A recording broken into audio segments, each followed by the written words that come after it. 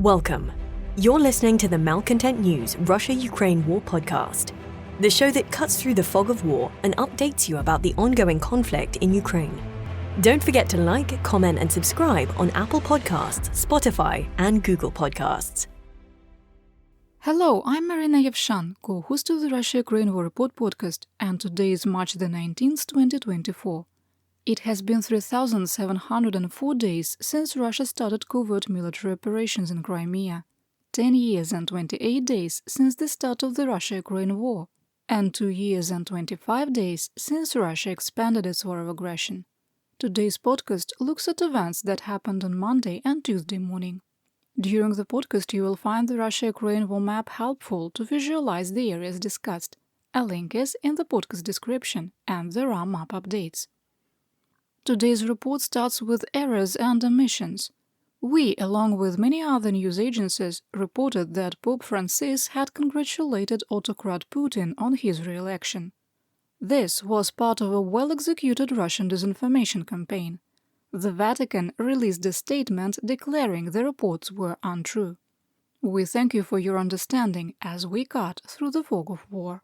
The Russia-Ukraine War Report is compiled by our team from around the world. Today's report includes information from our direct contacts and journalists in Ukraine, the Russian Ministry of Defense, the General Staff of the Armed Forces of Ukraine morning reports, operational commands north, south and east of Ukraine, open source intelligence, our in-house team of analysts and geospatial experts, and pro-Ukrainian and pro-Russian bloggers and social media channels with a track record of trying to be accurate. We have one mission, the truth, because the truth matters.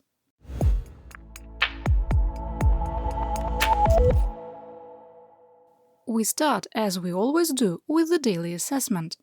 There are only small changes from yesterday. If you skip ahead, it won't hurt my feelings. I won't even know. 1. The preordained election of Vladimir Putin has cemented his rule for life as an autocrat, and he will continue to dismantle 70 years of political and social reform from the Soviet and post-Soviet eras. 2. Free Russian Liberation Forces have established operational goals in Belgorod and plan to carry out attacks beyond reconnaissance and force and harassment attacks. 3. Ukraine is systematically targeting Russia's oil refining capability to cause economic harm and degrade Russian mobility. 4.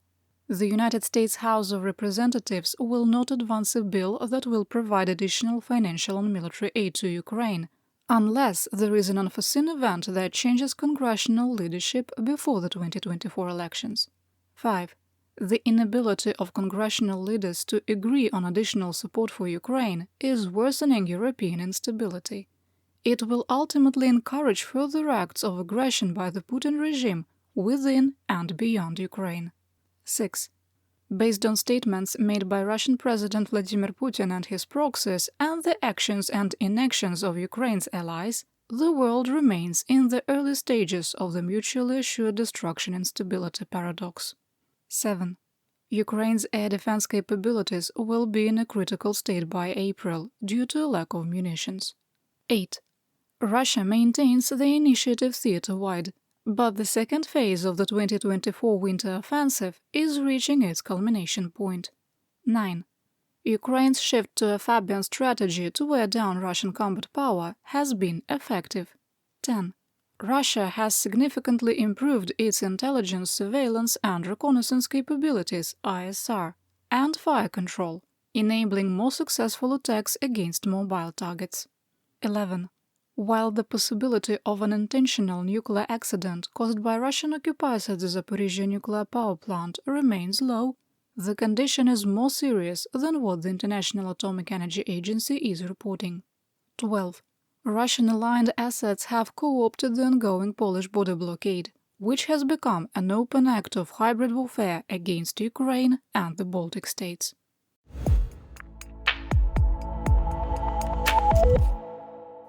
We begin today's war report in the Donbas, because it's been relatively quiet in Kharkiv and Luhansk oblasts.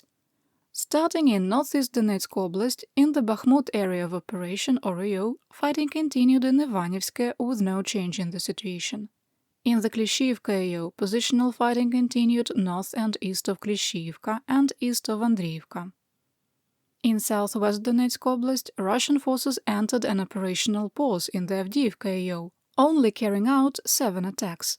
Fighting continued on a line from Berdychi to Semenivka to Orlivka and to Tonenka.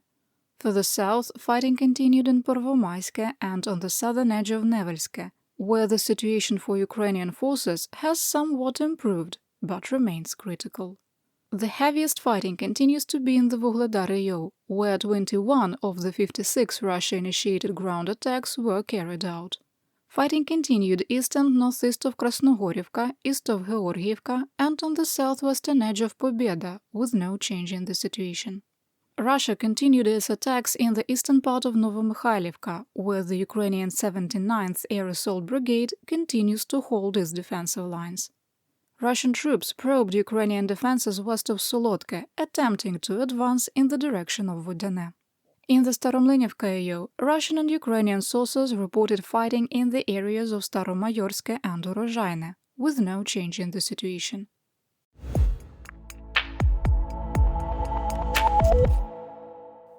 In Zaporizhzhia Oblast, the Myrne mystery from yesterday has been solved. Russian mercenary mill blogger Wogonzo clarified that the Myrne, reported as captured, is southwest of Gulyai-Pole. We have had the settlement under Russian control since March 2023, and neither combatant claimed there was a change in territorial control in the last year. Control of the village does not provide a tactical advantage for either combatant. In the Orikhiv AO, fighting continued west and southwest of Verbove and west and south of Robotine. Russian forces did make marginal gains southwest of Verbove, but within the current grey area on the war map.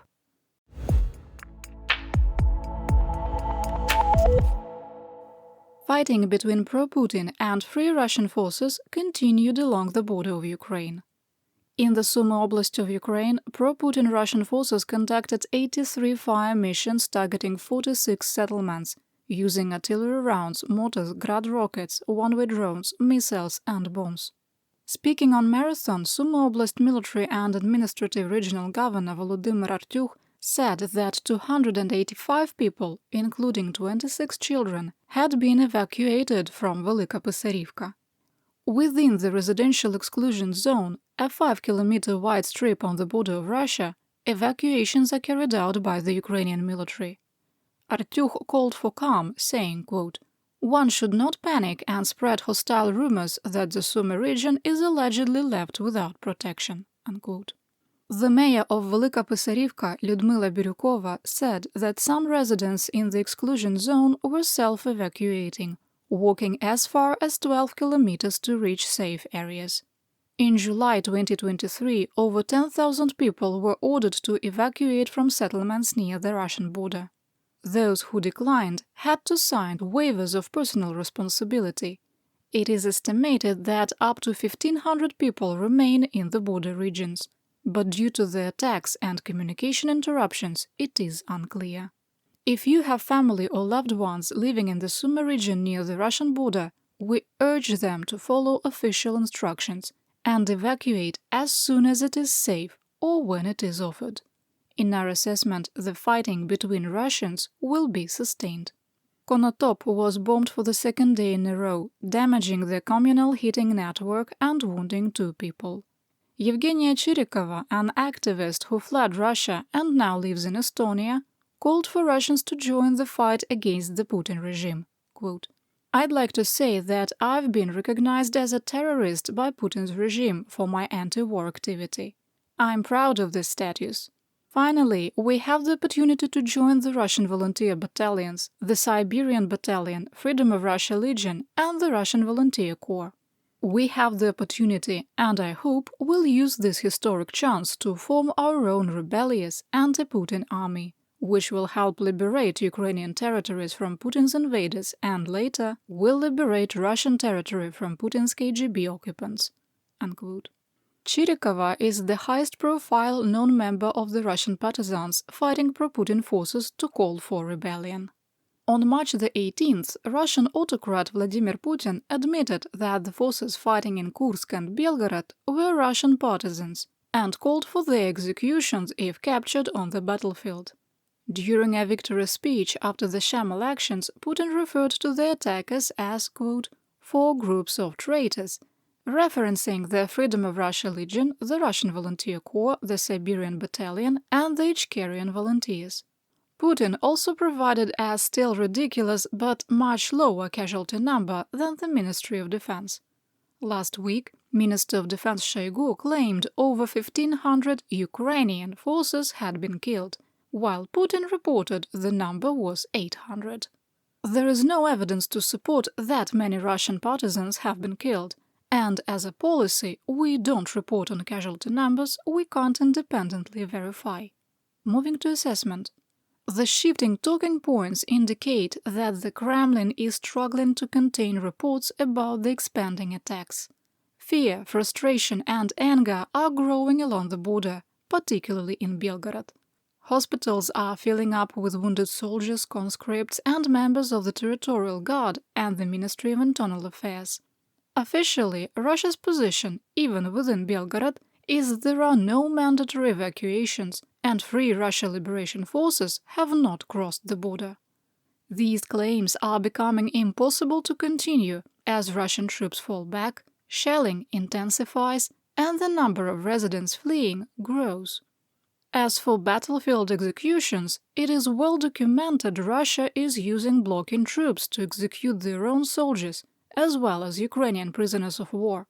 Russian propagandists and male bloggers will likely struggle with the new talking points of the attacks being led by Russian partisans, and not Ukrainian little green men backed by NATO mercenaries.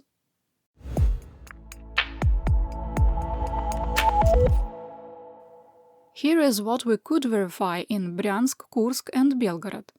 Starting in the Kursk region, Free Russia Liberation Forces continued to set conditions in Tetkino for future ground attacks by conducting shelling of pro-Putin forces. In the center of the village, our analysts geolocated a small arms ammunition depot that was destroyed, causing secondary explosions.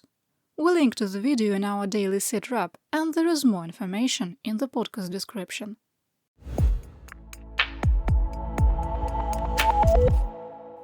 In the Belgorod region, Russian forces have withdrawn from Kozinka. A geolocated video recorded by a local resident showed heavy damage near the center of the settlement, and they barely escaped being hit by a mortar round. It is unclear which Russian faction fired on them. We adjusted the map, moving the line of conflict north of the village and expanding the gray area. Despite claims from pro-Putin leaders, Free Russia Liberation Forces supported by Ichkeria volunteers have established full control of Gorkovsky, including the village administrative building. At the time of recording, there was no evidence that their occupation was contested. In Krasnaya Yaruga, a pro-Putin R-330Z Zhitelь mobile electronic warfare station was destroyed by Free Russian forces. The Freedom of Russia Legion once again called for residents to evacuate the city of Belgorod. Quote, "We urge city residents to immediately leave Belgorod or find reliable shelter due to the threat of rocket and artillery fire. We strike at military targets, but due to the placement of enemy military facilities in the residential sector, civilians may suffer. We ask Belgorod residents to evacuate urgently." Unquote. The city has entered the seventh day of shelling, which remains almost continuous. Russian officials claimed the city was hit by 9 Grad rockets, with officials sharing 4 pictures showing the debris from the first stage of Pantsir S-1 anti-aircraft rockets. What? You were expecting me to tell you there were pictures of Grad rockets debris?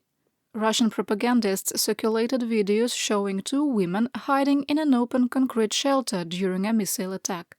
A resident traveled to the center of the city on the morning of March the 18th, stating that there were 4 to 5 air raid alerts a day. Everything was closed and the city was empty. In the video, he showed an impact crater from a mortar strike on Sabornaya Square. Our analysts were able to geolocate the video and determine the mortar traveled south to north. The splash pattern was consistent with a barrel-fired mortar that traveled on an arc versus a drone-delivered IED. Missile or drone debris struck the Energomash plant in Belgorod, breaking through the roof. There continues to be very little information about Shebekina, where fighting close to the Ukrainian border continues. You're listening to the Malcontent News Russia-Ukraine War podcast. Our team of journalists, researchers, and analysts is funded by readers, listeners, and viewers just like you. To support independent journalism, please consider becoming a patron.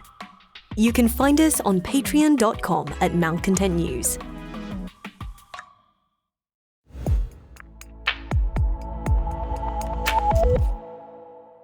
Here is my Theaterwide update. On March the 17th and the 18th, Ukrainian air defense shot down 17 of 22 Shahed-136 one-way drones. According to Ukrainian military analyst Oleksandr Kovalenko, Russia used 331 Shaheds in March, with 269 shot down. If Russia maintains an average of 18 drones a day, they'll use around 500 this month. That's a significant jump from the last 2 months, but still within the range of an average production rate of 375 to 400 Shaheds a month. The Spanish newspaper El País reported that soldiers from NATO nations are already in Ukraine to conduct arms control intelligence operations and training. None of the reports in the international media have exposed a previously unknown level of involvement of non-Ukrainian soldiers operating within Ukraine. The European Union has agreed to provide a military aid package to Ukraine worth $5.4 billion.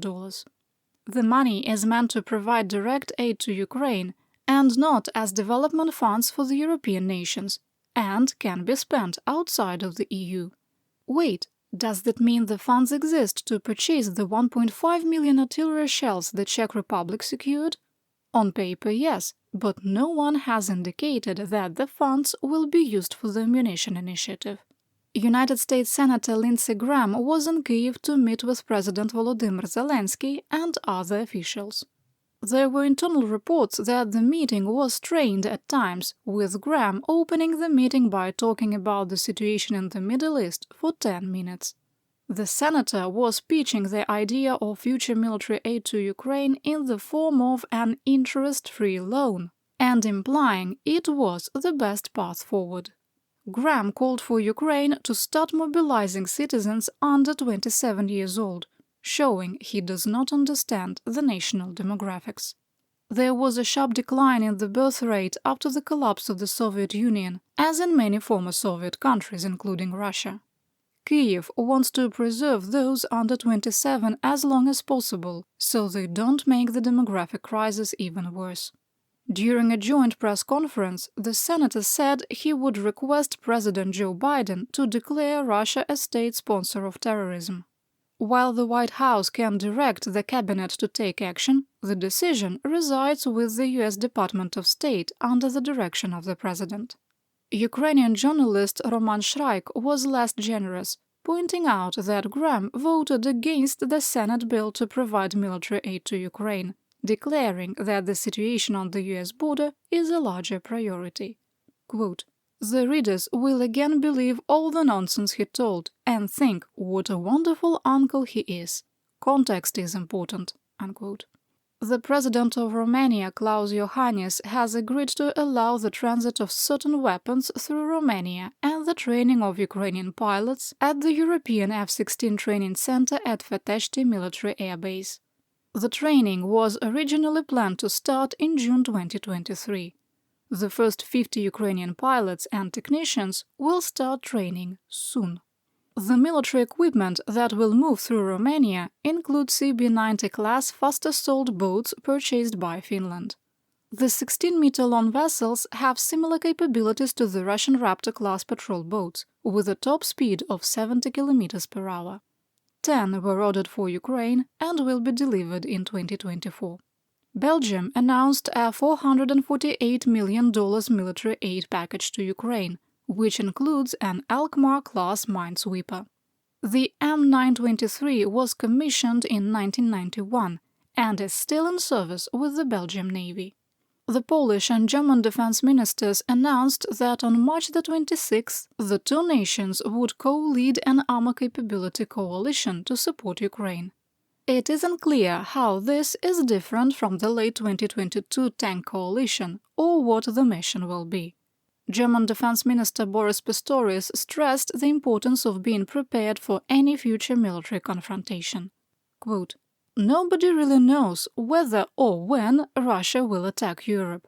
But what we really see is that it is able and willing to attack Ukraine, and is doing it now for more than 2 years. So what we have to learn together as allies in Europe is to be prepared for any threat, especially for a threat that comes from Putin's Russia." Unquote. There was no progress on either discharge petition, as Congress was not in session. We want to give a quick shout-out to the administrator of the Oryx database, Jakub, who has been sick. Get better soon.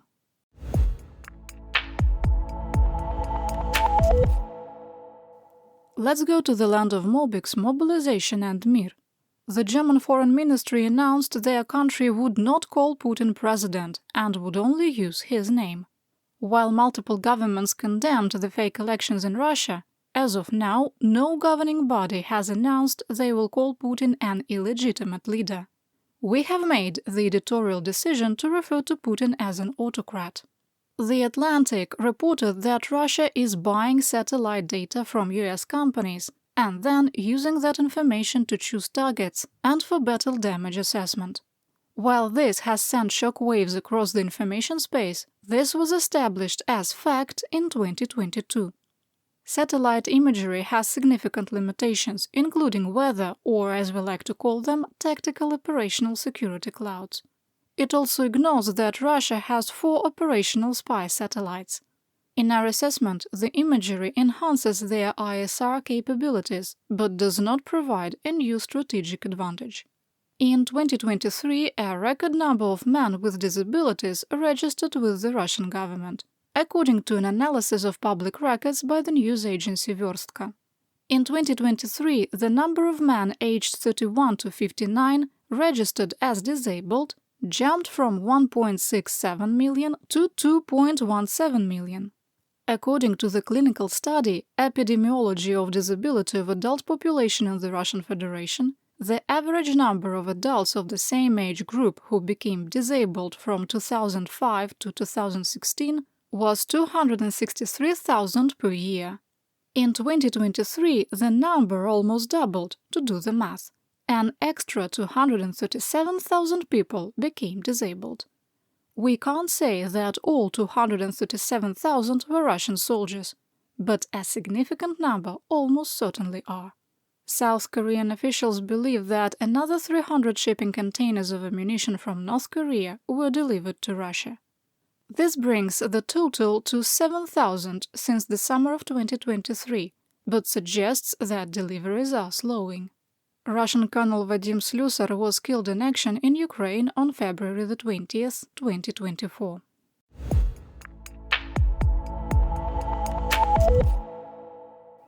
Now that Putin has become an autocrat, we expect his purge to accelerate even faster.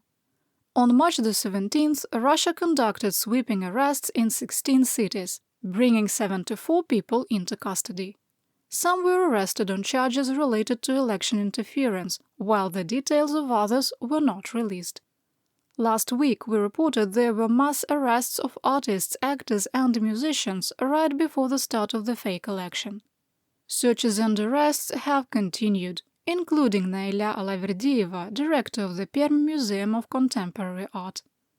On March 12th, former Alexei Navalny's aide Leonid Volkov was attacked at his home in Lithuania.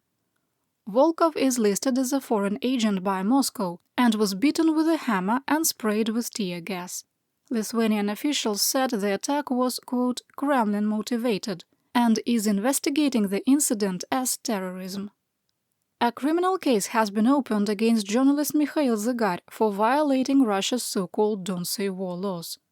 The charges were filed due to a June 2022 post on VK, Russia's Facebook clone, sharing information about the Bucha massacre. Zygar has been charged with spreading deliberately false information and faces up to 10 years in prison.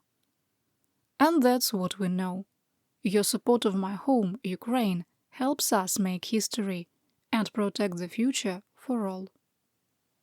You've been listening to the Malcontent News Russia-Ukraine War podcast.